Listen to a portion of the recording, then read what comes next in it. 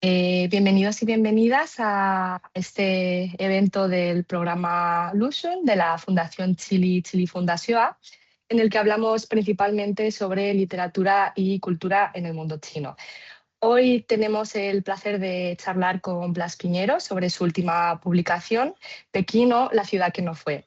Para aquellos que no conozcáis a Blas, Blas es uno de los principales traductores literarios del chino al español.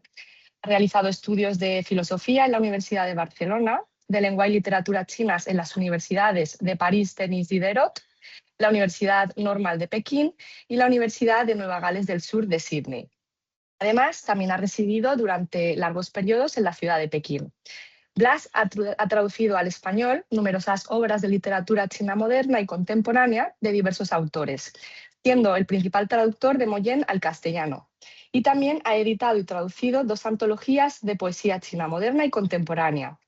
Blas también es el autor de las obras Hong Kong bajo la lluvia y Pekín o la ciudad que no fue, publicadas por la editorial La Línea del Horizonte. Antes de comenzar, me gustaría daros las gracias a las personas que os habéis inscrito y a las que estáis aquí hoy con nosotros. También darle las gracias al equipo detrás de la Fundación Chili, en especial a mis compañeras que me han ayudado y apoyado durante todo el proceso. Y, por supuesto, a Blas por estar aquí hoy con nosotros y por su buena predisposición, su actitud, su trato, su disponibilidad y por elegirnos también para hablar sobre su obra. Os voy a explicar un poco cómo va a ser el desarrollo del evento. Va a ser, bueno, se configura como una conversación que voy a tener con Blas, pero en la que estáis invitados todos, por supuesto, a participar. Entonces podéis ir dejando preguntas, dudas o cuestiones que os vayan surgiendo en el chat y pasaremos a leerlas posteriormente. Y también podéis levantar la manita y mis compañeras os activarán el micro para que podáis hablar. Así que nada, le cedo un momento la palabra también a Blas por si quiere dar algunas palabras introductorias. Muchas gracias, Begoña. No, en primer lugar, es un honor, un verdadero honor poder estar en estas charlas con Fundación Chile. Especialmente muy agradecido a Andrés Herrera, presidente de la Fundación, quien amablemente hemos podido hablar, contactar y también por su excelente predisposición para presentar mi libro.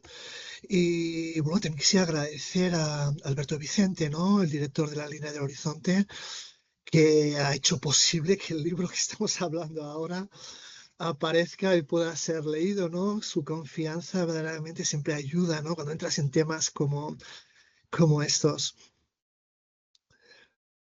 Muy bien, pues nada, Blas, de verdad que gracias a ti. Y ahora, si te parece, pues comenzamos con esta conversación en torno a tu obra. En un primer momento, me gustaría un poco también conocer un poco, no tanto igual a ti, sino más bien como tu relación, ¿no? con Pekín para que la gente se pueda situar. Entonces, si te parece, nos podrías contar un poco cómo empezó tu relación con el mundo chino y si recuerdas qué fue lo primero que te llamó o que te atrajo de él. Es una pregunta larga y compleja. Mira, este día pasado es curioso porque este día pasado estaba hablando con un amigo mío que es psicoanalista, ¿no? Es español, es de Barcelona como yo. Y estábamos hablando de un flan que tomábamos mucho cuando éramos pequeños, que se llamaba flan el mandarín, flan chino se Mm. llamaba, flan chino el mandarín. No sé si todavía existe ese flan, no era de mucha calidad, pero, pero recuerdo que yo adoraba ese flan, adoraba, de chino no tenía nada, que fue inventado en España, pero la imagen que había un chino mandarín, precisamente un funcionario como de la última etapa mandarinato, etapa dinástica de Qing. Yo creo que me gustaba tanto ese flan que creo que la imagen aquella del flan, del paquete con aquel chino, creo que todavía, no sé si ha tenido alguna influencia, ¿no? Luego pasé años en mi infancia en Manila, en Filipinas, y me Mm. acuerdo que vivía en Binondo, el barrio chino, ¿no? Y me acuerdo que fue como de mi primer contacto con China y con el mundo chino. Y aparte una época en la que entre la infancia y la pubertad, un poco de adolescencia, que es una etapa bastante importante, donde hay una serie de aspectos en tu crecimiento personal que ayudan mucho. Pero mi verdadero interés ha sido literario, ha sido literatura, ¿no? Ha sido mi interés por la literatura china, por ese enorme corpus que siempre ha representado la literatura china, que llegó más tarde, verdaderamente el interés. Así que debo confesar que la parte libresca ha tenido una enorme Sí. influencia en mi tarea como traductor, precisamente por como traductor, pero también mi interés por el mundo chino. Mm, que es algo que además se nota mucho en la obra que escribes porque vas haciendo como una especie también de revisión bibliográfica y vas hablando de distintas obras, ¿no? Que hablan o tratan Ajá. Pekín. Entonces es algo que está Sí, patente. Em, sí. Unido un poco a eso, también me gustaría saber, ¿tú visitaste Pekín antes de poder residir en la ciudad o la primera vez que fuiste ya viviste en Pekín? Bueno, por razones personales, tampoco quiero entrar ahora, he visto Pekín en varias etapas de mi vida, ¿no? Es decir, así que no me atrevería a decir que he sido testigo de Pekín, ¿no? Pero sí que he visto Pekín cambiar, ¿no? He visto Pekín con mis ojos, ¿no? Con mi mirada, creo que hablaremos de las miradas ahora. Y sobre todo he visto lo que mis ojos estaban viendo y que, bueno, no sé si era real, no era real, pero siempre me ha parecido como si estuviese asistiendo. Y sobre todo el Pekín verdaderamente más consciente, más adulto, quizá es las primeras 2 décadas del siglo XXI, ¿no? Los dos primeros, los 20 primeros años, es quizá mi Pekín, ¿no? Por decirlo de una manera un poco pedante. Pero mi Pekín es sobre todo el Pekín del siglo XXI, el Pekín que más o menos intenté comprender, porque siempre he tenido la impresión de estar asistiendo como a un laboratorio, ¿no? Pekín es un laboratorio de algo que está Mm. sucediendo en el mundo, ¿no? Recuerdo que mi editor en el libro, al final, presentó el libro y ponía, Pekín es una ciudad que se reescribe constantemente, es una capital que se erige como un emblema del siglo XXI. Creo que sí, ¿no? Y siempre me ha fascinado qué estaba pasando, ¿no? Ese laboratorio de Pekín, ¿no? Pero si tuviese que describir mi Pekín es el de los últimos, verdaderamente 20 años, ¿no? 20 y pico años. Sí, yo te preguntaba esto también porque quería saber si tú crees que hay una diferencia en la percepción que se tiene de la ciudad cuando uno la visita a cuando uno reside en ella, ¿no? Y saber también Sí, cómo dirías tú sí, que te ha transformado vivir en Pekín. sí, sí. Sí y no. No sé cómo responderlo. El- Creo que Pekín es una ciudad, todas las ciudades tienen eso, ¿no? Pero Pekín, quizá por su lejanía, quizá por su presencia constante en los medios de comunicación, quizá por cierto imaginario que Occidente ha construido acerca de China, un imaginario que es muy complejo, que puede ir desde la China imperial hasta la China, el Pekín imperial hasta el Pekín comunista, el Pekín revolucionario. Es una ciudad muy, muy mediada, ¿no? Es una Mm. ciudad que incluso el milagro económico chino, ¿no? El milagro chino es una mirada, ¿no? Es una mirada inmediata, ¿no? Cuando pensamos en China, oh, es el milagro económico, ¿no? Y entonces, hay tantas mediaciones sobre Pekín, que es verdad que incluso viviendo en Pekín, características que tenemos la oportunidad de hablar hoy, creo que es una ciudad difícil de ver, excelente y difícil de ver. Incluso Mm. viviendo en Pekín, es una ciudad, casi diría, mi libro es un poco pesimista, boleto que me dijeron, es que tú estás hablando de la imposibilidad de hablar de Pekín. Y efectivamente, quizás estoy hablando de la imposibilidad de mirar Pekín de hablar de Pekín, ¿no? De poner Pekín en palabras. Porque hay toda una serie de mediaciones que efectivamente cuando visitas tienes una serie de mediaciones, cuando vives ahí, todo eso va cambiando. Pero es un proceso, en el caso concreto de Pekín, bastante particular. Sí, y problemático, ¿eh? Quisiera utilizar la palabra problemática. estupendo. Sí, no, al final yo creo que Pekín y bueno, incluso China, ¿no? Es un país, una ciudad que se ha sometido, ¿no? A tantos cambios que hay muchas ciudades, ¿no? Dentro de una Mm. misma ciudad. También quería saber si hay para ti una imagen concreta de Pekín que para ti condense el impulso del libro. Uf, hay, hay muchísimas. Y quizá, quizá, a ver, ¿cómo respondería? Es un libro que está muy influenciado en el Pekín que no fue, ¿no? Como el título lo comenta, Mm, ¿no? Entonces, estoy muy influenciado, está muy vinculado con imágenes de un Pekín que ya no existe, que ya no hay. Es decir, sobre la pérdida, ¿no? El libro es una reflexión, he intentado dar una reflexión bastante profunda sobre aquello sí, qué ves, qué hace Pekín que algo sea visible o que la ciudad sea visible, ¿no? Cuando no es ciertamente el caso.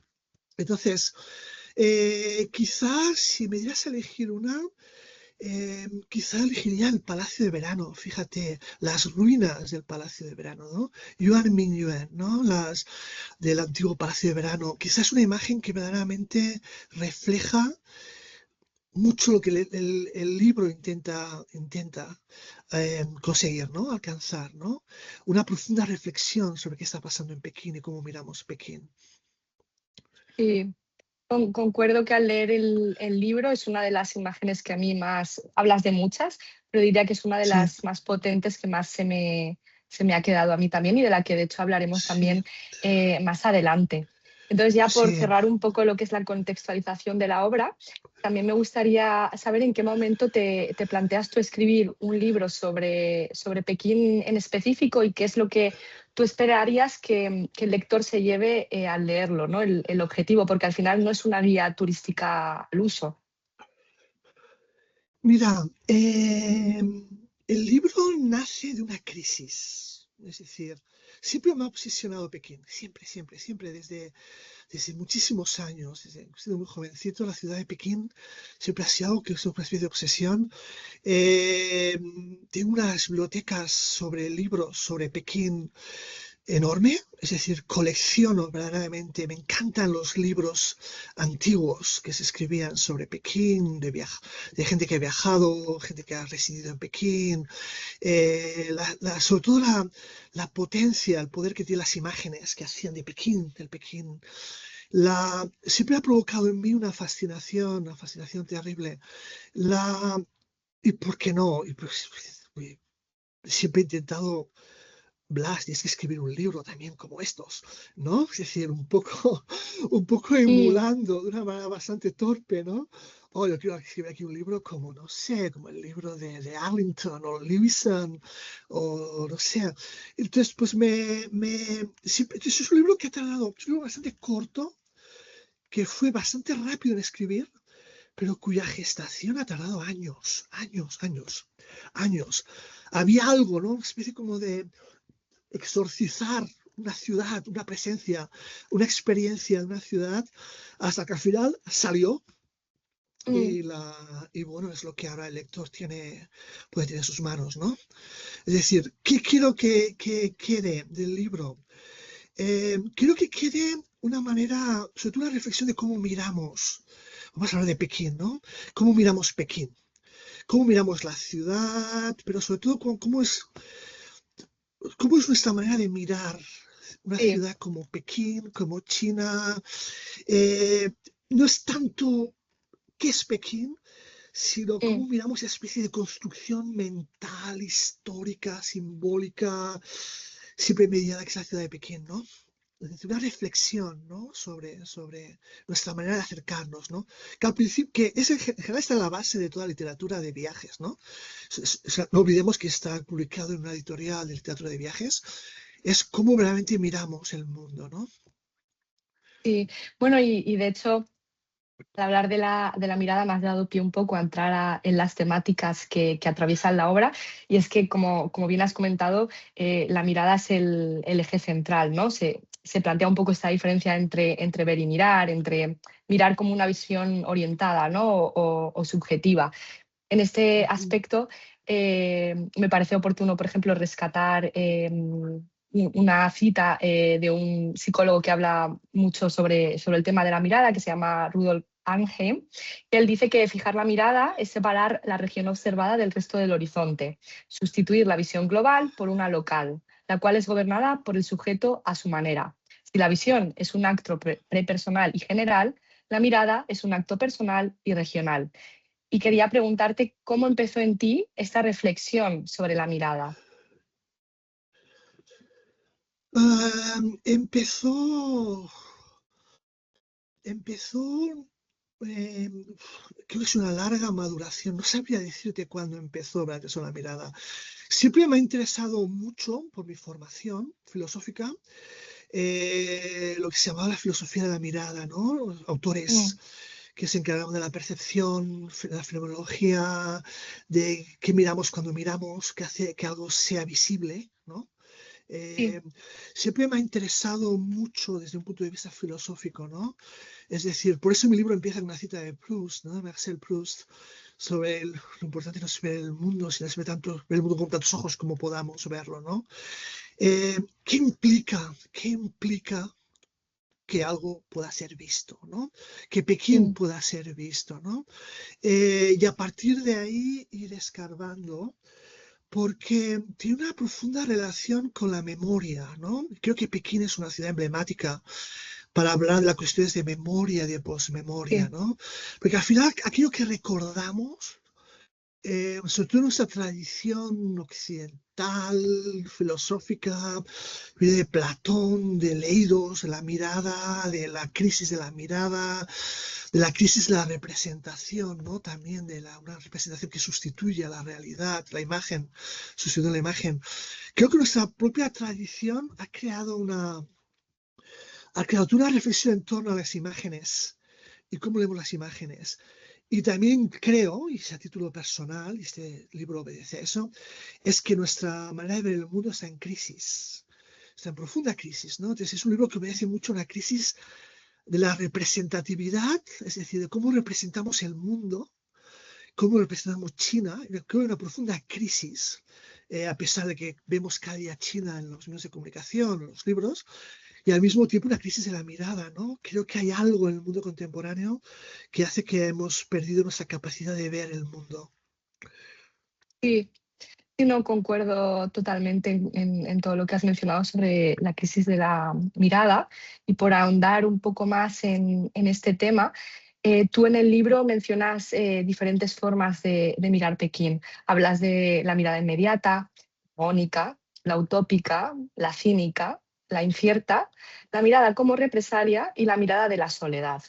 Entonces, si te parece, voy a compartir ahora unas imágenes representativas de cada mirada para que las puedas ir comentando. Entonces, si me das un segundo, Sí, voy a intentar compartir. A ver, compartir pantalla. Vale, creo que ahora estoy compartiendo la pantalla. Eh, ¿Me podríais confirmar si se está viendo en pantalla lo que estoy compartiendo? Sí, Begoña, se ve perfectamente. Vale, perfecto. Vale, bueno, aquí podéis observar la portada de la obra de Pekino, la ciudad que nos fue. Y vamos a pasar a hablar de la primera mirada, que sería la mirada inmediata. bueno, esta es quizá la...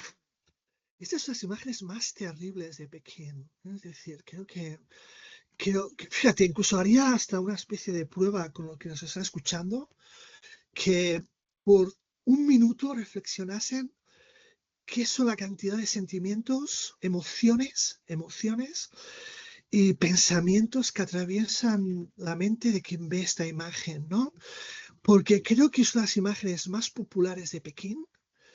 Eh, la venida de Chang'an, el contexto político, el contexto social, que ha influido más en lo que llamamos la mirada inmediata, ¿no? La mirada inmediata. Mm. Y es al mismo tiempo una de las imágenes que más juega con lo que es la falsa inocencia del viajero, ¿no? Lo que he intentado escribir en el libro.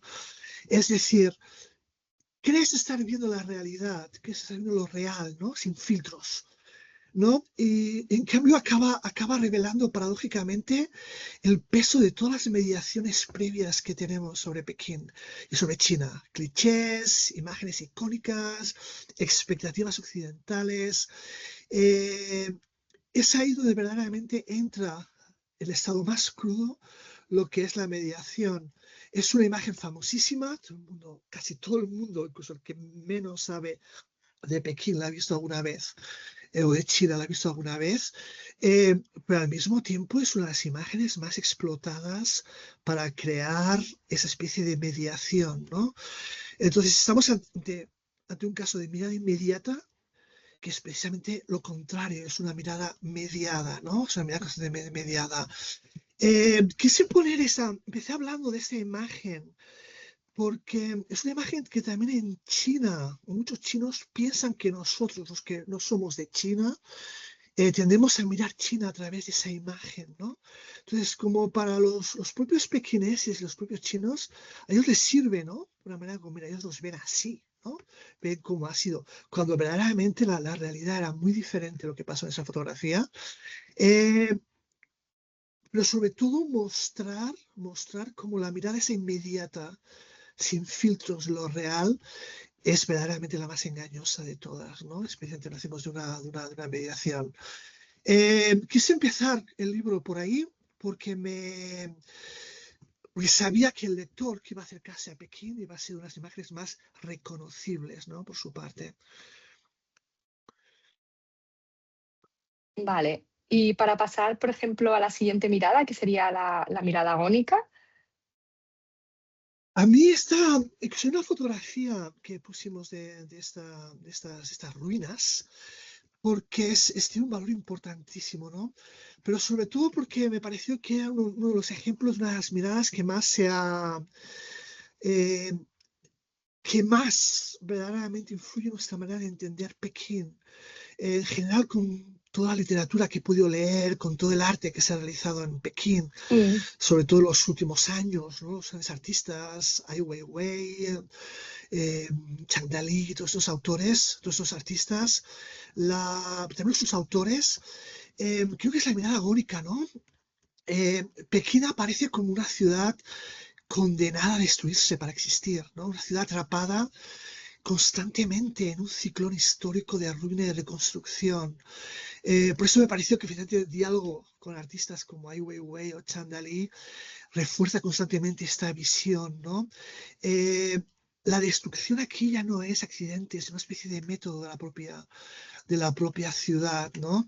Las ruinas de Yuan, los Hutong desaparecidos, los anillos Mm. periféricos, los no lugares, es decir, convierte la ciudad constantemente en una lógica de destrucción y reconstrucción constante, ¿no? Hasta que la ciudad se vuelve irreconocible hacia ella misma, ¿no?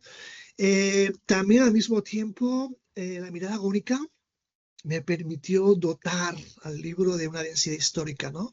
Y estética. Creo que es bastante notable. Es decir, Pekín se convierte en el símbolo extremo de la modernidad violenta. Y la agonía, es decir, deja de ser decadencia para convertirse en principio estructural, ¿no? Pero me interesaba mucho la lógica esta, ¿no? De la destrucción, construcción en Pekín, porque es que verdaderamente parece que Pekín necesita destruirse a sí misma. En toda su historia, es decir, desde los Mm. mongoles, desde el periodo Ming, cuando se creó el Pekín, que más reconocible, y siglo XVI, más o menos, siglo XV-XVI, es como una lógica, ¿no? Entonces la mirada única es algo que ha impactado constantemente sus escritores, artistas, es decir, constantemente, ¿no? Es decir, luego también tiene un valor, no sé si político, estas ruinas, pero es un poderoso símbolo también de lo que en Pekín, en China, se ha llamado el siglo de la humillación, ¿no? Sí, Es decir, cómo verdaderamente la relación que los propios chinos tienen, tienen sobre el mundo, la visión del mundo exterior, ¿no? China siempre ha creado como un monólogo. China tiene como un monólogo que ellos han creado para hablar de su historia, para interpretar su mundo. De Pekín está incluido, pero estas ruinas, esta imagen desoladora, la imagen es bastante bonita, porque es en color y es como... Pero verdaderamente cuando uno visita este monumento en Pekín, es verdaderamente la sensación que te da es terrible. La, pero esa mirada agónica creo que es una mirada muy interesante realmente para entrar en Pekín, ¿no? Para conocer la lógica, ¿no? Que subyace sí. a esta ciudad. A mí esta imagen me pareció súper potente, como te he comentado anteriormente, y me parece una de las más representativas incluso de la obra, porque, como tú bien has dicho, esta relación que tiene no solo Pekín, ¿no? sino China en general con lo que es la destrucción y la reconstrucción, ¿no? Y Sí, cómo, pese a ello, ¿no? Pese a veces haber renegado incluso de su tradición cultural, son capaces de conservar una identidad, ¿no? Una identidad china. Entonces, sí. esta imagen me pareció que representaba muy bien eso que creo que es parte de la característica del ser chino, ¿no? Y sobre todo hay algo en estas ruinas. Me acuerdo que hace poco hablé con un periodista, ¿no? En Pekín precisamente, ¿no? Eh, un poco, es una imagen, es que es una imagen potente, potentísima verdaderamente.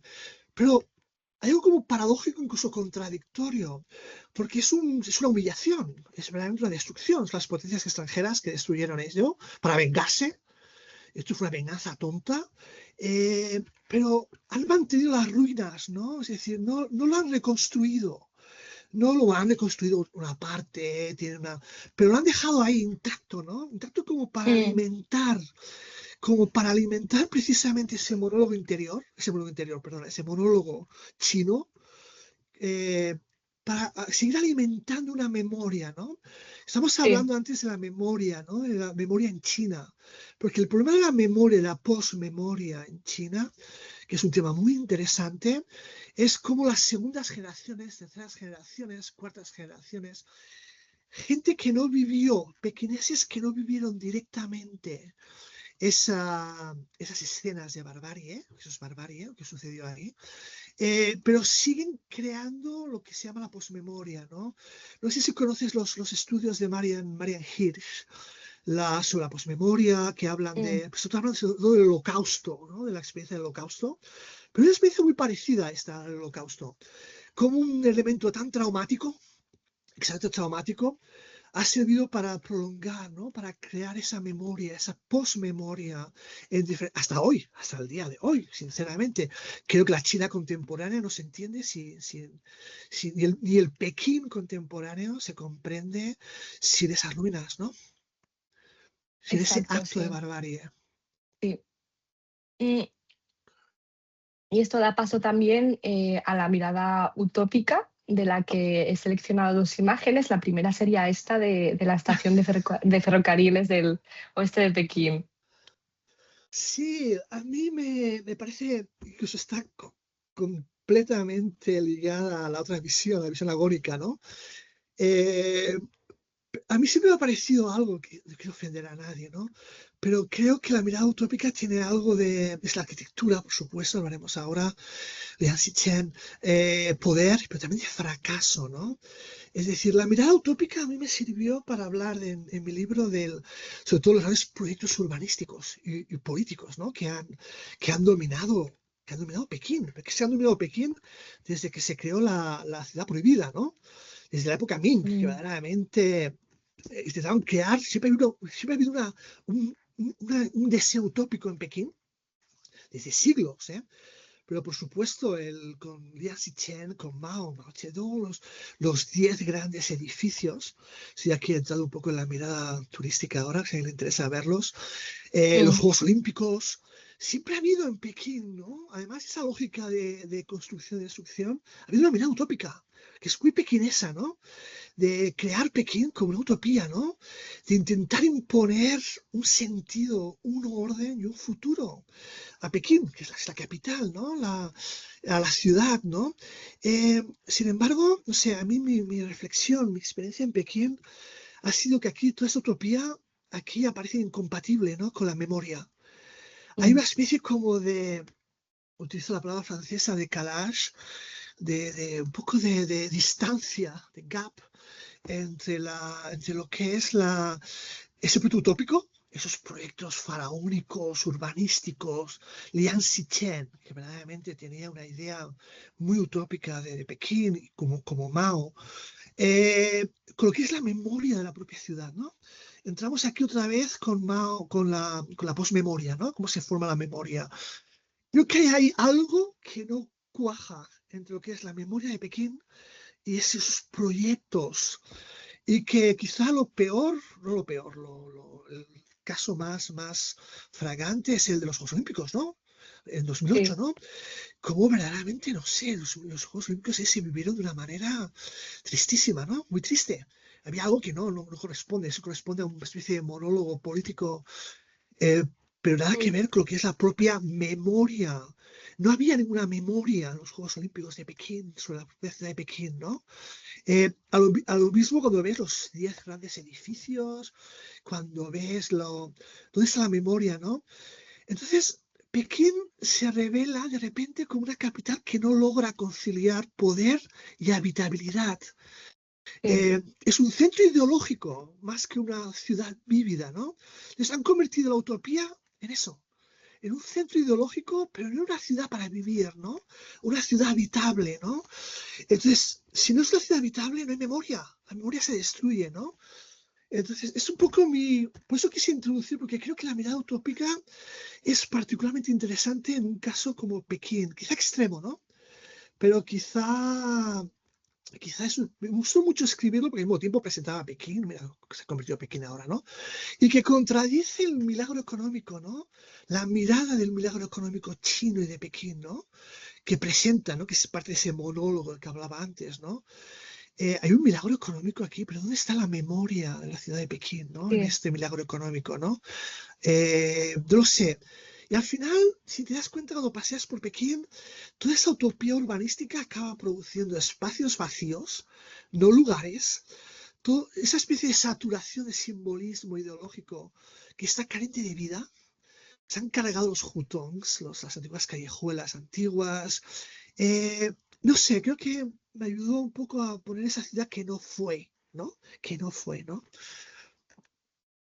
De hecho, corrígeme, pero creo que Sí, cuando hicieron los Juegos Olímpicos de Pekín, cerraron, ¿no? O echaron abajo Hutongs porque querían sí, proyectar sí, una sí, imagen sí. diferente, ¿no? Y me llama la atención como algo que culturalmente es tan valioso, ¿no? Pues no era, para ellos no era tan importante, Mira, ¿no? ahí O no tienes era un la imagen que ejemplo, querían. sí.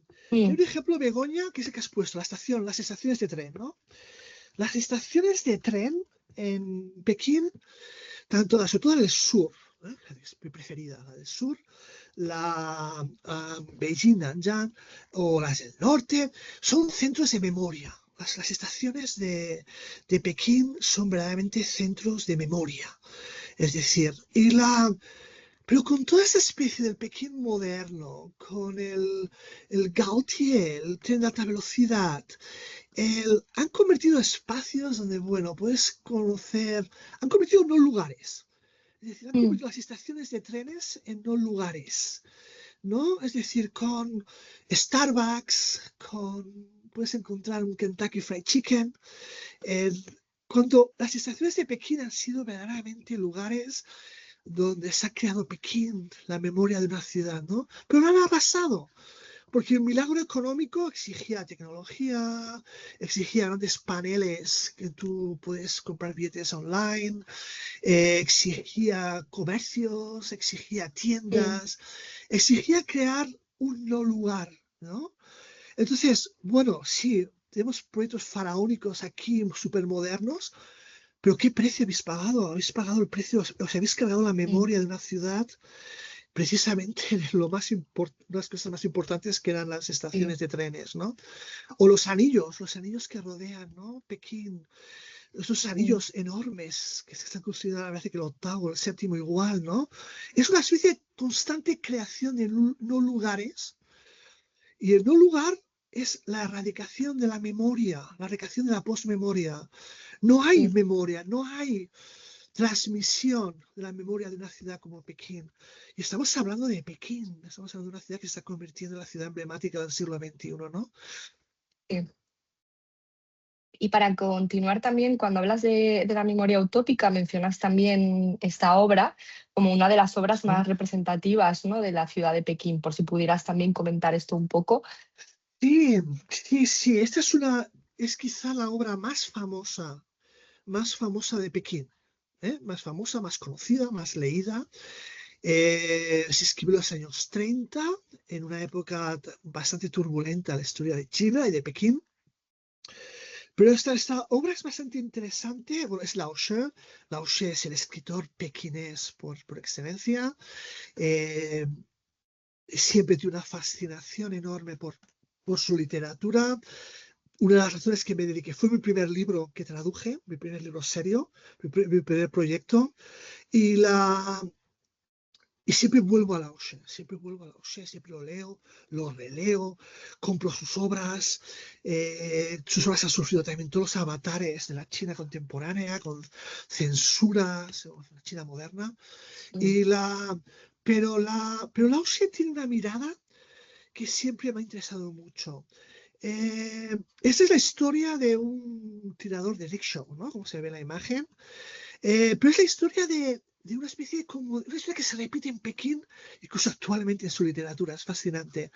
Es de alguien que vive en el campo y que viene a Pekín para trabajar y a hacerse rico, ¿no? Hacerse rico. Él viene para hacerse rico mm, porque tirar de un rickshaw está de moda. Es una ciudad económica que está cambiando mucho, Pekín, en los años 30, y bueno, la historia acaba de explicar la historia, sí, pero acaba francamente mal. La, pero Xianji, que es el nombre del protagonista, el que se hace tirado de rickshaw, por cierto, que significa suertudo, que tiene suerte, que es una ironía, es parte del humor pequinés de Lao She, muy irónico. Él piensa en una utopía, piensa que Pekín tiene verdaderamente, es el futuro, ¿no? Es el futuro, le está ofreciendo la oportunidad a él de salir del campo, de salir de las hambrunas, de salir de la miseria, cuando Pekín acaba comiéndoselo a él, ¿no? Y las gentes de Pekín acaban comiéndoselo a él, ¿no? Es decir, es una mirada de Lao Tse profundamente perturbadora, pero que se ha repetido, se sigue repitiendo.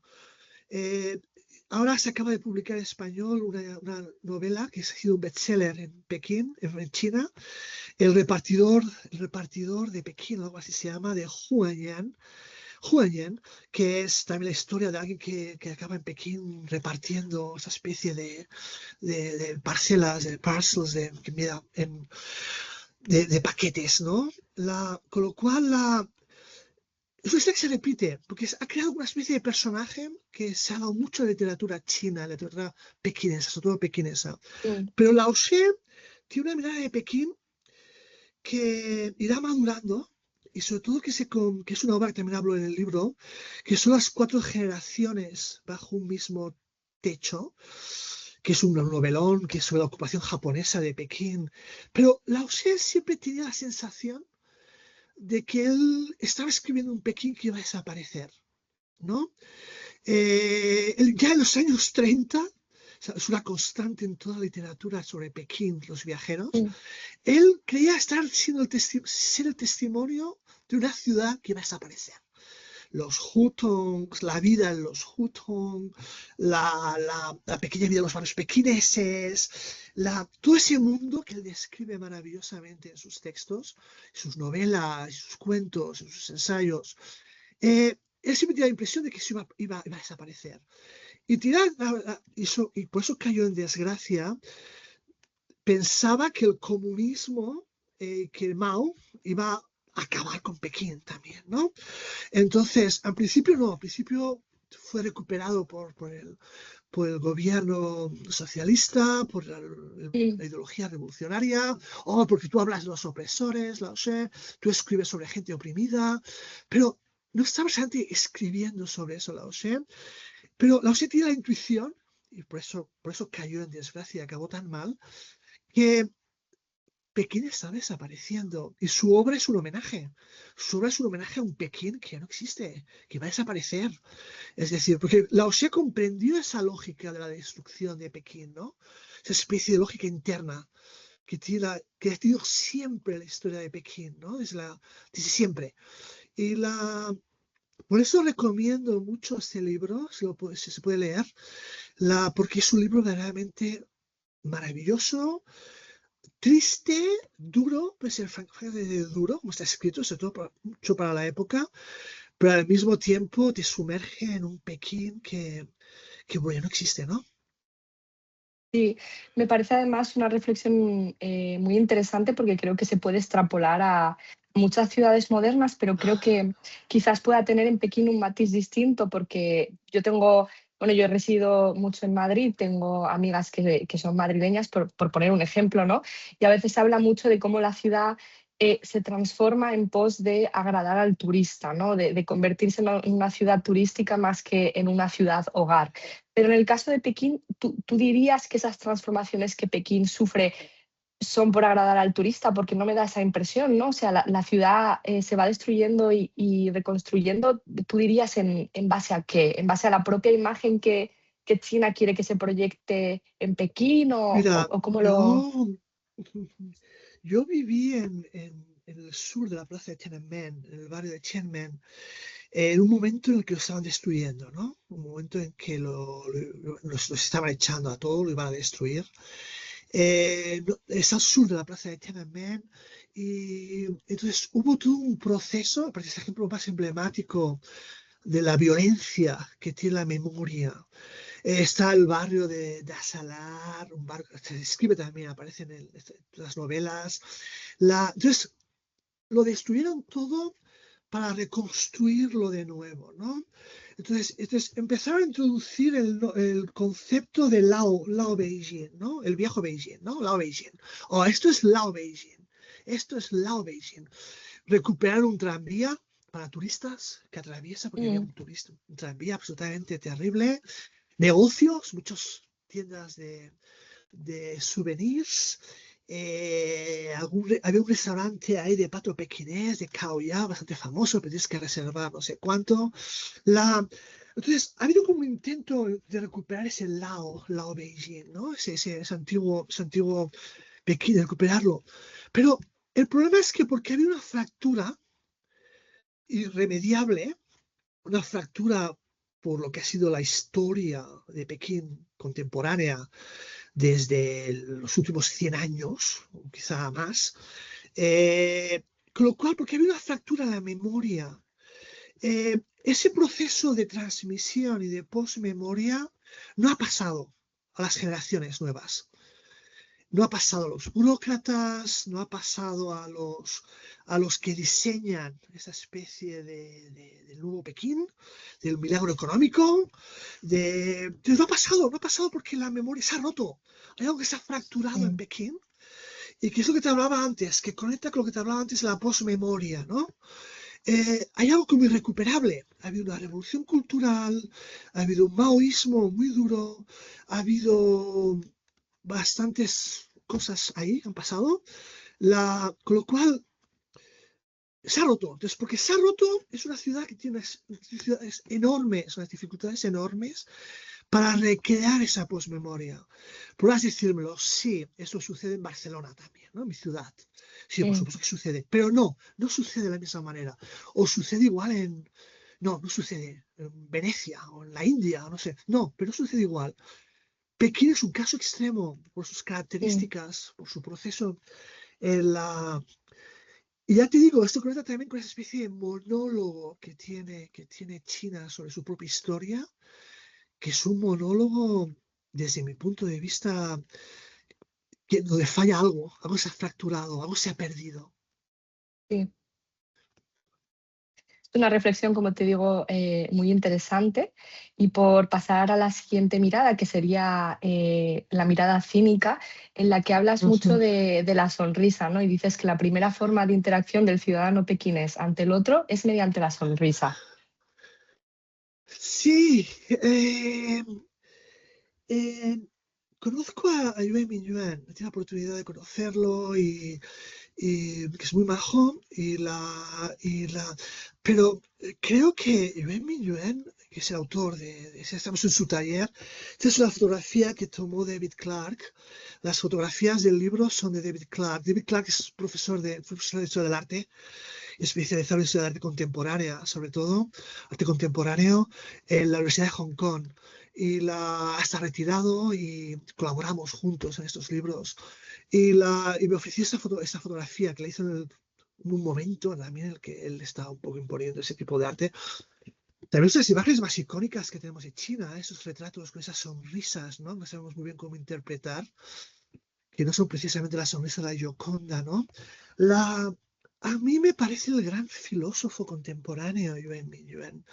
Eh, es verdaderamente esa mirada, la mirada cínica, la sonrisa como sistema, ¿no? Que hablo un poco de ella, el Mm, realismo cínico, ¿no? De Yuan Mingyuan, Chang Wang, eh, es la mirada que describe la adaptación psicológica al autoritarismo, ¿no? Es la sonrisa, la ironía, la aceptación de una representación que no sabe si es verdad o es falsa, pero que funciona como verdad funcional, ¿no? Eh, Pekín me aparece como un laboratorio de una razón cínica. Siempre me lo ha parecido, ¿no?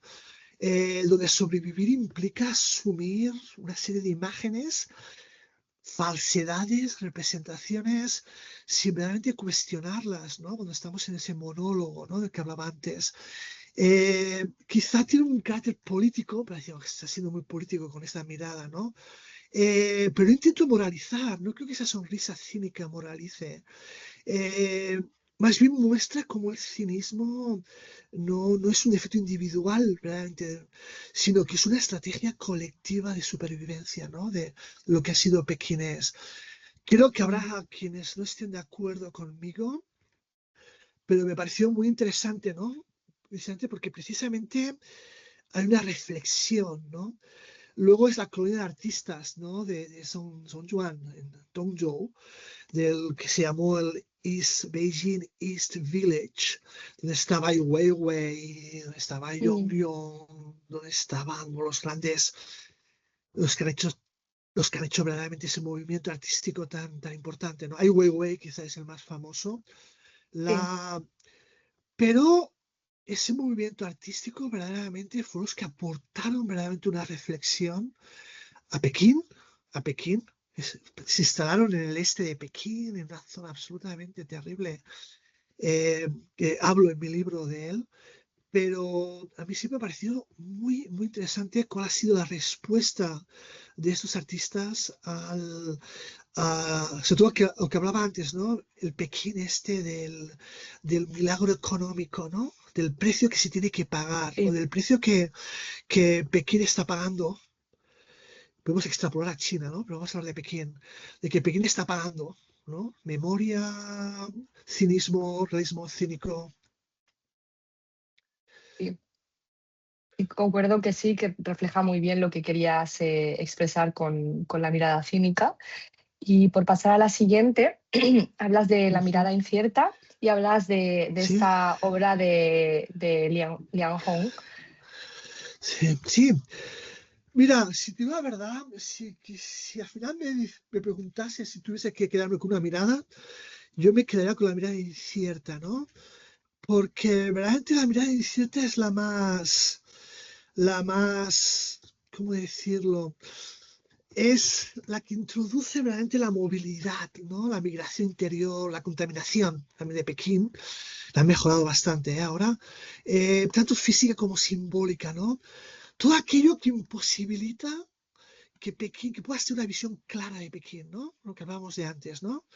Eh, Pekín es muy grande, Pekín es enorme, es gigantesca, está cambiando, lo citabas antes, Begoña, es una ciudad demasiado opaca ser comprendida, ¿no? Para realmente hacer discursos sobre Pekín, ¿no? La literatura de los migrantes, los Mingon, y sobre todo este movimiento que ha llenado Pekín, desde zonas rurales que han construido el nuevo Pekín, a mí me parece una de las experiencias más impresionantes y que a mí personalmente más me han marcado, ¿no? Poder compartir esa experiencia, ¿no? Eh, y sobre todo verlo a diario, ¿no? Ver a diario esos flujos de gente que llegaban desde zonas rurales absolutamente y que son los verdaderos héroes de Pekín, esos que han construido verdaderamente el Pekín moderno. Muchos de ellos han salvado sus vidas, muchos de ellos no regresaron. Pero todo ese movimiento, lo explico en mi libro, y Liang Hong lo que digo en mi libro está muy inspirado en lo que dice Liang Hong, es cómo verdaderamente hay una fractura también que se crea. Son familias que se separan, ¿no? Familias que se separan. Son hombres que dejan el pueblo para trabajar durante muchos meses. Es toda la estructura clásica china de la familia, tía, tan importante la tradición que se destruye, se ha destruido. Ya no hablamos del maoísmo, es decir, no ha sido el maoísmo quien ha destruido verdaderamente la tradición, ha sido verdaderamente la China contemporánea, moderna y capitalista. Es decir, ha sido el milagro económico chino que ha destruido verdaderamente la China tradicional. El concepto de núcleo familiar, el concepto de mujeres que se quedan solas, niños únicos, problemáticos, maridos que engañan a sus mujeres, eh, chicas jóvenes que van a Pekín o a la ciudad que se prostituyen porque hay toda una demanda sexual de todos estos hombres que van a trabajar en obras para construir pisos y pisos y edificios y más edificios. Hay todo un movimiento que Liang Hong lo describe magistralmente, pero que verdaderamente socava definitivamente los cimientos con unas consecuencias sociológicas terribles para el país. Es decir, es la destrucción del lucro familiar, verdaderamente. Entonces, me pareció muy interesante hablarlo porque al fin y al cabo te da una mirada incierta, ¿no? ¿Qué está pasando aquí? Podemos comprender lo que está pasando. Es la constante movilidad, ¿no? Constante Sí. movimiento, trabajo. Y por supuesto me permitía hablar de lo social, lo contemporáneo, ¿no? Con los grandes debates globales, ¿no? De ciudad, desigualdad y desplazamiento, ¿no? Que podemos ver en Madrid, podemos ver en París o podemos ver en cualquier ciudad, ¿no? Pero que en Pekín es particularmente extremo, ¿no? Y Sí, emblemático. sí, sí, concuerdo, que se refleja muy bien en el propio Pekín, ¿no? Y para Siempre me continuar ha dado un tenemos... aire, perdona, un pequeño apunte sobre Sí, dime. el último texto. Ay, Hay algo que es muy fascinante en Pekín, ¿no? Porque Pekín siempre ha tenido un aire como muy rural, ¿no? Tú en Pekín podías ver puedes ver un edificio súper moderno, un edificio de estos maoístas, pero al mismo tiempo la vida un poco del barrio sí, continuaba sí. reproduciendo algo como muy rural, ¿no? Sobre todo los que viven en Pekín, es muy fácil, ¿no? Que hay alguien, una pequeña cantina, o alguien que está haciendo comidas, o una mujer, alguien que te habla con un acento de la provincia de Shandong, que hay muchos Ujú. que vienen.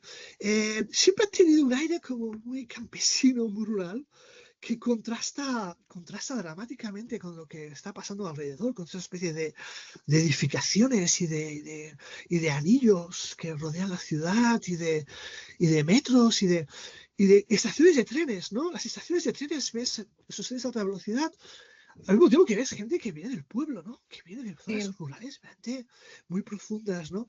Con lo cual, todo este flujo migratorio interior, con los problemas del hukou, muchos problemas de Mm. identidad, de que estás en la ciudad pero no perteneces a la ciudad, pero no accedes a los colegios y a los servicios.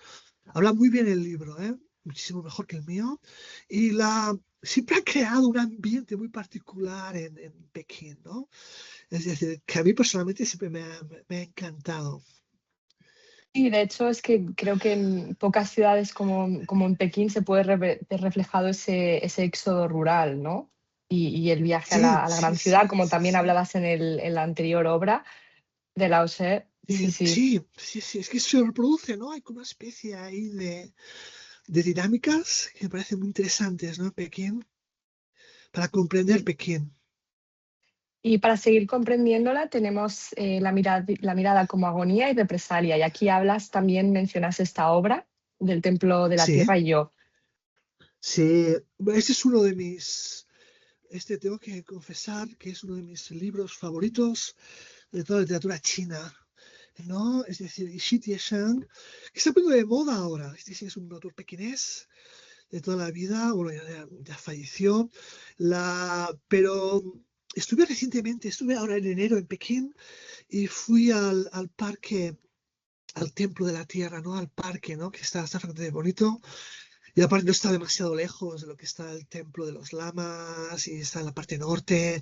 Hay un restaurante muy, muy bueno también al lado. Pero me llamó la atención porque siempre ha sido uno de mis parques favoritos de Pekín. Creo que he pasado tantas horas en esos parques que me parece que son preciosos. Pero ese libro, que es un ensayo, parece una obra maestra de la prosa ensayística china, Mm, en chino, es una reflexión sobre mucho de lo que se inspira mi libro también, ¿no? La pérdida, ¿no? La pérdida, y aparte la pérdida en general, la pérdida histórica, social, pero sobre todo la pérdida de la memoria. La memoria, aparte, sí. el City siempre pertenece a una generación que eran guardias rojos, que los llevaban al campo para aprender, no sé qué, y que se encargaban de destruir templos, y él acabó francamente mal, tenía incluso problemas de salud, está en una silla de ruedas, y pero es una de las reflexiones más profundas y más impresionantes que yo he leído sobre la memoria, la identidad, la memoria, qué somos, dónde vamos, Sí. qué precio estamos pagando. Y eso que estamos en una época en la que no, creo que se hubiese escandalizado si hubiese visto lo que es el Pekín contemporáneo. Pero, pero es la época en la que él empieza a reflexionar sobre qué está pasando aquí, ¿no? Que es toda esa especie de locura, ¿no? De destrucción. Y yo la aconsejo, no sabía que había una traducción en español. Es de Javier Martín Ríos, que tiene que ser excelente esa traducción. Así que lo recomiendo, lanzaros a leer este libro, por favor. Es como me parece que está bellísimamente Sí, escrito. Y ahora se sí, está poniendo sí. de moda. Yo cuando estuve en el parque ahora, estuve paseando por el parque en enero, una tarde invernal, pero que era muy, muy soleada, y me di cuenta de que hay una especie de kiosco en el parque donde vendían sus obras, ¿no? Y me alegró, ¿no? Porque nunca había visto sus obras. Y luego me di cuenta de que las librerías en Pekín, la Xinhua y todos esos han reeditado todas las obras de City Shen. Así que está un poco teniendo una vida ahora, lo están. Con lo cual me alegró muchísimo, porque mira, porque es verdaderamente pone el dedo en la llaga sobre la memoria. Y aparece un autor Mm. pequinés, 100%, ¿no? Muchas gracias, Begoña, por poner este libro, de verdad, ¿eh? Me produce Sí. una reacción emocional muy, muy fuerte. De hecho, creo que es uno de los puntos también tan interesantes de tu libro, como he mencionado anteriormente, que vas hablando de diferentes obras literarias, que a cualquier persona que Sí, tenga interés sobre conocer mejor Pekín, la vida en Pekín, le va a venir genial. Yo al final me apunté también un sí, montón de obras, que me parece uno de los sí. puntos fuertes de tu libro. Y de hecho, la siguiente mirada que creo que es ya la última, que es La mirada de la soledad, también hablas de otra obra que se llama Recuerdos de Pekín. Sí, quizá es la mirada, no quería acabar de una manera triste, ¿no? Pero quizá al fin y al cabo es la mirada, ¿no? La verdadera mirada, no sé cómo decirlo, ¿no? Es tu mirada, la mirada que tienes solo, ¿no? No sé, me puse un poco existencial aquí, un poco existencialista. Eh, quizá la mirada donde Pekín emerge como un no lugar definitivo, ¿no? Como un lugar que quizá ha perdido la memoria o ha habido algo ahí que ha fallado, como decía antes, pero al mismo tiempo que es una ciudad que solamente existe De ahí el título, ¿no? La memoria, ¿no? Al fin y al cabo es lo que tenemos, es nuestra memoria. Pekín existe en la memoria, en estos libros que cito, en estas obras de artistas que cito, existe en su lenguaje, el pequinés, Mm. eh, pero existe paradójicamente la pérdida, ¿no? En la pérdida y quizás en aquello que ha perdido de Pekín existe. Y por eso al final puse que Pekín no existe, la ciudad que no fue, Sí. porque es ahí donde finalmente, paradójicamente, es donde Pekín guarda esa mirada de la soledad, ¿no? Eh, Me ayudó muchísimo una de mis obras también favoritas, que es esta que tú has citado aquí, bueno, de Lin Haiyin, donde solía visitar su jutón, que todavía podías ir a vivir, donde porque es la mirada de una niña, ¿no? De una niña que va Mm. creciendo. Entonces me gustó muchísimo la mirada de esa niña, ¿no? Cómo ella va verdaderamente mirando todo el proceso de Pekín, las guerras, la destrucción, pero sobre todo va viendo el vecindario, ¿no? Va viendo la gente que ya ve los ojos entre inocencia, estupefacción, terror, Mm. lo que está sucediendo, su padre muere, eh, un ladrón viene a vivir, una prostituta. O sea, es todo un mundo pequinés, desde un jutón, pero al mismo tiempo es un clásico. Se lee en los colegios este libro, gracias a Dios. Y Mm. se ha hecho una traducción hace poco en español por Manuel Pavón Belizón. Se ha hecho una traducción a español. Así que lanzaros a leerla, por favor. Si no podéis leerlo en chino, leedla porque es un libro que verdaderamente es un libro maravilloso. Es un libro maravilloso. Es un libro de cabecera Pero me interesó eso. Me interesó la mirada de los ojos de esa niña, ¿no? Que la han puesto ahí en la portada, en esa edición china. Cómo va descubriendo el mundo, ¿no? Cómo va descubriendo Pekín, ¿no? La, la, un libro fantástico, verdaderamente fantástico, ¿no? Pero al final la conclusión es parecida a la que yo he intentado más o menos prestar, ¿no? Que al final, ¿dónde queda Pekín, no? Queda precisamente en eso, en la pérdida, ¿no? En la que se pierde, la memoria Sí. que puedes recordar, el lenguaje. El lenguaje, al fin y al cabo, es la literatura, ¿no? El lenguaje, lo que hablas, una lengua, ¿no? Y, No, maravilloso. Ujú. y después de este repaso un poco por las miradas, yo quería también, un poco también para ir concluyendo, saber qué ciudad sientes tú que has perdido al escribir este libro, de Pues es Pekín. curioso, porque es lo contrario. Empecé con la cita de Marcel Proust, de la recherche du temps perdu, porque mi idea era recuperar Pekín, ¿no? Es decir, no vivo en Pekín, lo perdí, han pasado muchas cosas con el COVID. Entonces, mi intención era precisamente hacer lo contrario, hacer algo un poco prustiano, ¿no? Una especie de recuperación de la memoria, de algo que quizá no volverá nunca más, ¿no? Mm. El libro tiene un tono elegíaco, tiene un tono un poco tristón, pero precisamente con las imágenes, ¿no? Quería recuperar imágenes, quería recuperar libros, quería recuperar lecturas, quería recuperar imágenes, quería recuperar barrios o zonas donde he paseado y me ha ayudado a ser lo que soy, ¿no? A crecer, ¿no? Como persona, como traductor, Sí. no sé, con lo cual era lo contrario, pero al final me salió un libro un poco, un poco mejor, estás hablando más de lo que hubo un lector que me dijo, Blas, es lo contrario de una guía turística, me estás hablando de lo que ya no existe, más de lo que no Mm. existe, pero tampoco quería hablar de lo que ya no existe. Hay otros libros que lo hacen excelentemente eso, de hablar de lo que ya no existe, pero no quería caer en eso, quería caer en ese momento en el que algo se pierde, ¿no? Y algo nace, ¿no? ¿Cuál es el precio que se paga, ¿no? Al fin y al cabo, ¿qué es lo que pagamos, ¿no? ¿Qué se paga? ¿Qué paga una ciudad, ¿no? ¿Qué es mirar? ¿Qué es una ciudad? Quería plantearme, ¿no? ¿Qué queda bajo esa utopía, ¿no? Sí. más o menos he participado o hemos participado, quienes hemos vivido en Pekín. Y pero al mismo Sí. tiempo, qué precio humano, ¿no? Se paga sobre todo eso, ¿no? No sé, queda un final bastante abierto, ¿no? Porque quería también compartir con otra gente que hubiese tenido experiencias de Pekín y que hubiesen residido en Sí. Pekín y como...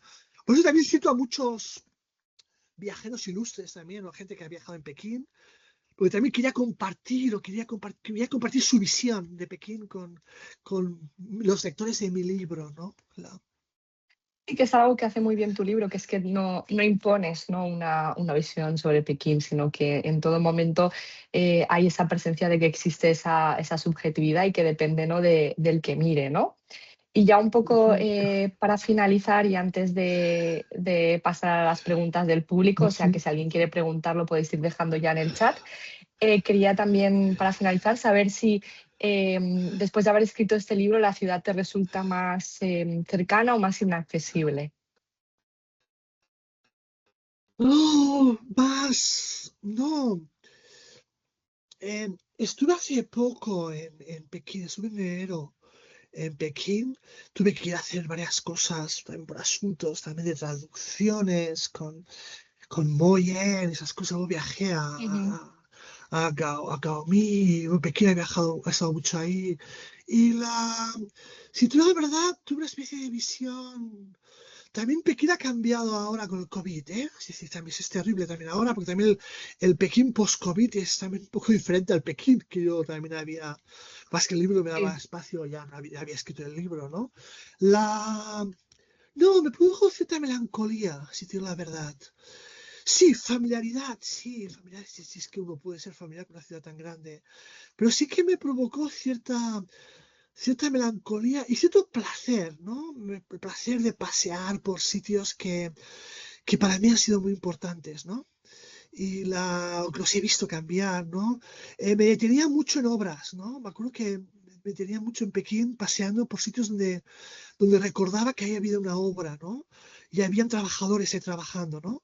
Entonces me venían mucho a la cabeza los trabajadores. No me venía la obra que han construido, porque han construido un edificio ahí, no sé cuántas plantas o han destruido algo, pero me veían mucho las voces, ¿no? Las voces la gente que trabajaba, su presencia, esos trabajadores siempre sucios, esa Mm. especie también de lugares.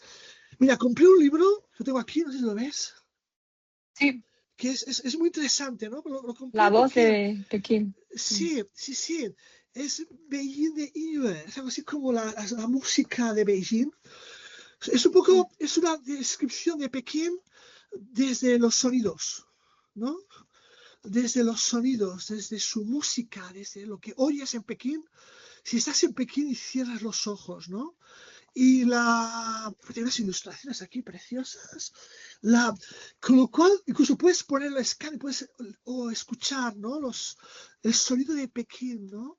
Y fíjate, casi me he quedado más con el sonido de Pekín, ¿no? El sonido de Pekín, de Sí, los parques, algunos hutón que todavía sobreviven por ahí, de gente hablando, de voces, sí. ¿no? Voces, ¿no? Es un poco de la... Muy buena reflexión, ¿no? Para finalizar la Sí. charla.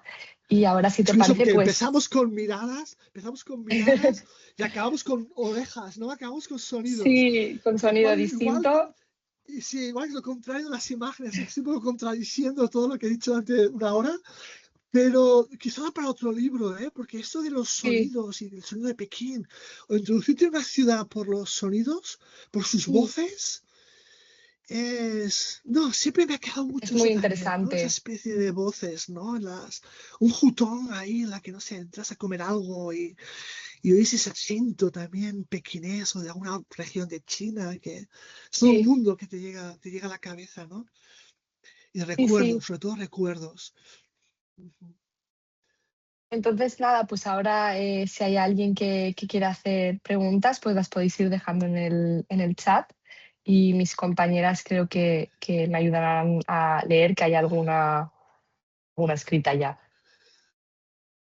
Sí, hay un par de comentarios. El primero es el de Inma San Juan y dice, buenos días, es un placer escucharles, ¿no? Y que tiene muchas ganas de leer tu libro, Blas. Agradece por las reflexiones Gracias. y ella comenta que fue testigo de la China de finales del siglo XX, una experiencia que le resultó difícil de compartir y describir actualmente con sus alumnos y que comprende la dificultad de escribir este libro y la riqueza que tiene. Sobre las estaciones de tren, ella comenta, ¿no?, cómo Blas tú los ves acertadamente como centros de la memoria. Para ella han quedado en su memoria como algo muy característico de aquellas ciudades superpobladas, caóticas, incómodas, sucias, incivilizadas, pero que una vez que te acostumbras, ¿no?, que se acostumbra pues tanto la mente, entiendo, ¿no?, y como habláis también de las orejas, educas la mirada y haces desaparecer, te haces desaparecer para entender algo de lo que ocurría a tu alrededor. Ese es el primer comentario de Inma, muchas gracias. Y luego el segundo, si te parece, lo leo también, es de Andrés Felipe Osorio, que tiene una pregunta, dice así. Estuviste hace poco en Beijing. A partir de lo que viste, ¿añadirías otro capítulo a este libro o incluso escribirías otro distinto? Bueno, voy con Inma. Yo tengo una pasión por las estaciones de Pekín, ¿eh? Yo uno de mis recuerdos es el caos de toda la gente en las estaciones de Pekín, con sus paquetes, las familias que llegan, que cogen el tren, o antiguamente, todo eso ha desaparecido ahora, sobre todo con los trenes de alta velocidad. Pero yo, uno de mis recuerdos más poderosos, más vivos que tengo, intentar a veces encontrar un billete que era imposible, el caos, como habla Inma, de las estaciones eh, lo recuerdo con un placer, pero imborrable, es decir, y sobre todo las estaciones de Pekín, y sobre todo la estación sur, es decir, no sé, la estación sur para mí era como la estación grande que va un poco para... Eh, solía coger mucho la línea que va de Pekín a Shanghai, porque pasaba por Shandong y toda esa zona, pues la, muchísimo, muchísimo, muchísimo. Así que es un recuerdo que luego, a pesar que hay muchísimas cosas que no las recuerdo con demasiado placer, las estaciones de tren, incluso iba horas ahí sin hacer nada, simplemente para escuchar esa bullaranga que se forma en esas estaciones. Andrés, sí, Andrés, conozco a Andrés desde hace un tiempo. Andrés es uno de los grandes conocedores de Pekín, periodista y escritor colombiano. Conozco a Andrés, tengo el honor de conocer a Andrés. Y la, y la, creo que el libro tendrá una otra parte que es sobre la plaza de Tiananmen, ¿no? Es decir, ¿qué es lo que me quedaron ganas de escribir en ese libro? La, porque no, el libro era corto, pero tengo ganas de escribir y estoy escribiendo, de hecho, sobre ese lugar que es la plaza de Tiananmen, ¿no? Es decir, como eh, todo lo que es decir, quizá le estoy dando un tono más filosófico que este de Pekín, pero la quiero, pero es el que me quedo con ganas, Andrés, así que espero a ver cómo evoluciona, por donde lo enfocamos. Pero me gustaría hacer una profunda reflexión sobre lo que Tiananmen. Me chocó muchísimo Tiananmen, que ahora necesitas un billete para entrar, es decir, que ahora necesitas pagar. Yo en Tiananmen he paseado a cualquier hora, y no sé, me pareció chocante que se ha convertido lo que se ha convertido ahora en un lugar de hipervigilancia, pero extremo. Eh, no sé qué pretenden ahí. No sé si pretenden, no es la mirada, ya es realmente acabar con la mirada. No sé, hay algo ahí que me parece terrible, pero me gustaría prolongar mi reflexión de este libro sobre la plaza de Tiananmen.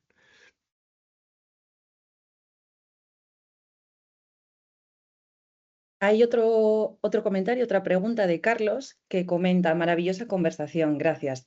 Capas de sentido, Gracias. emociones y conocimientos, alma, cuerpo, mente, de Blas a Pekín, testigo de ambos en el Muchas transcurso gracias. de los tiempos, entre la ciudad perdida y flan chino.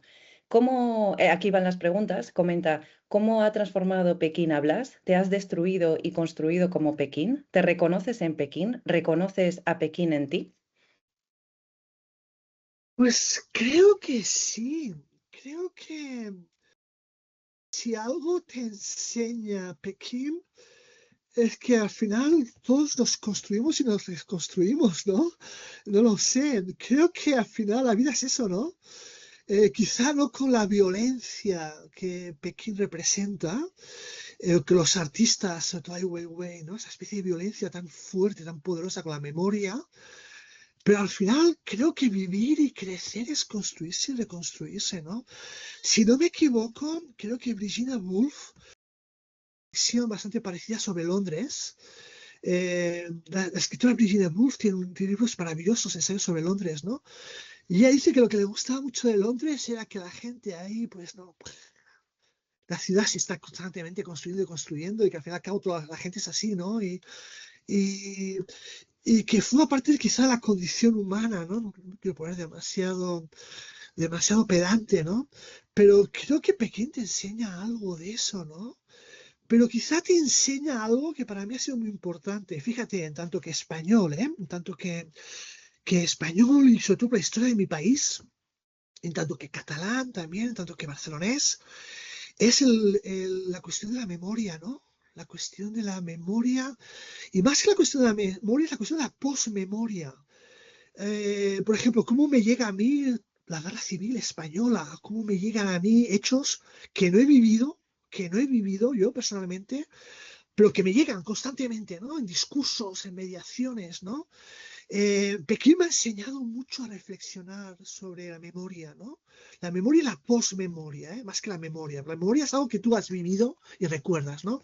La posmemoria es algo que tú recuerdas sin haber vivido, ¿no? Es decir, con lo cual, ¿cómo se transmite la posmemoria y todo eso? En tanto que español, creo que Pekín, las características de Pekín, que llevamos aquí un rato hablando, me ha ayudado muchísimo, ¿no? Me ha ayudado muchísimo, ¿no? A ver incluso mi propio país, ¿no? La historia de mi propio país.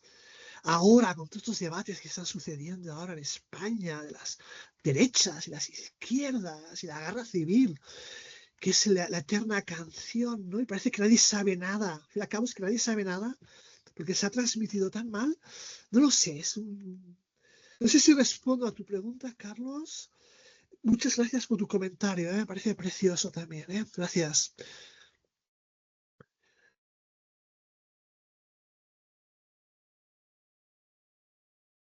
Sí, también. Nacionalismos, ¿no? Los nacionalismos es terrible. Pero es que cualquier nacionalismo es terrible. Cualquier nacionalismo te está ya dando la mirada con la que tú tienes que ver la realidad. Te está dando la posmemoria. El nacionalismo, sea de donde sea, de cualquier naturaleza, el nacionalismo te está creando una mirada, ¿no? Hablamos del monólogo chino antes, ¿no? Pero es que nuestros monólogos aquí son terribles. Pero es verdad que es una mirada, es una mediación de la realidad, ¿no? Es decir, lo cual mi libro pretende, no, que- cuestiónate esa mirada, porque te está poniendo una mediación que no es, y que depende, como decía, de la memoria, ¿no? De nuestra memoria, de tanto que generaciones, ¿no? Cómo influye, ¿no? Sí, interesantísimo ese tema es interesantísimo, realmente. Y Pekín es un ejemplo, y es verdaderamente un ejemplo fascinante, verdaderamente, para ese tipo de cuestiones. Pues bueno, nada, por una cuestión de tiempo, pues bueno, vamos a ir dando pie a cerrar también esta charla. Y nada, Blas, agradecerte muchísimo tu presencia, todo lo que nos has contado. eh, y que nada, Muy que espero que bien. haya sido interesante y útil para todas las personas presentes. Y bueno, el libro podéis ¿Me permites, conseguirlo. Sí, te permito, dime. perdona, ¿me permites recomendar un libro sobre Sí, Pekín? sí, y también di dónde puedes Porque conseguir el tuyo. sí, se puede encontrar. No es porque lo haya traducido yo, pero me parece que es un libro muy bueno para leer sobre Pekín, que es este libro de Moyen, El mapa del tesoro escondido. Chambao Tun. Es una novela corta, lo traduje yo hace varios años ya, de este libro. Moyan vivió muchísimo tiempo en Pekín, sí, vive todavía, de su casa. Pero es un libro de un que viene del campo y que se encuentra con un antiguo amigo del campo, que las cosas le han ido bastante bien en Pekín, ¿no? Y los dos se juntan en un restaurante de jiaozi, shui jiaozi, de raviolis chinos, muy pequineses, y empiezan a hablar, ¿no? Uno le ha ido muy bien, el otro le ha ido francamente mal en la vida, pero viene a Pekín un poco también, como hablamos antes. Mira, si queréis conocer más sobre Pekín, lanzaos este libro, de verdad, ¿eh? Creo que, aparte es divertidísimo, es muy bien, es humor, historias rocambolescas, pero creo que es de un estilo pequinés, por el humor pequinés, la lengua pequinés. Es un homenaje a Pekín que hizo Moyen en el mapa del tesoro escondido de Moyen. Mis libros se pueden encontrar en cualquier librería, lo puedes pedir porque te lo traerán. La línea del Horizonte tiene excelente distribución y la Casa del Libro igual lo tienen ya en la sección de literatura de viajes, o Dios por hacer publicidad a la Casa del Libro, o no sé, es decir, creo que lo encontraréis en línea, lo encontraréis en Amazon, lo encontraréis en cualquier sitio, es decir, está muy bien distribuido y catalogado. Bueno, Begoña, Eh, gracias. no, gracias a ti, Disculpa Blas. No, no, aquí también dicen que se ha hecho corta, que varios libros por leer, que a ver si nos vemos todos en Pekín, dice Carlos.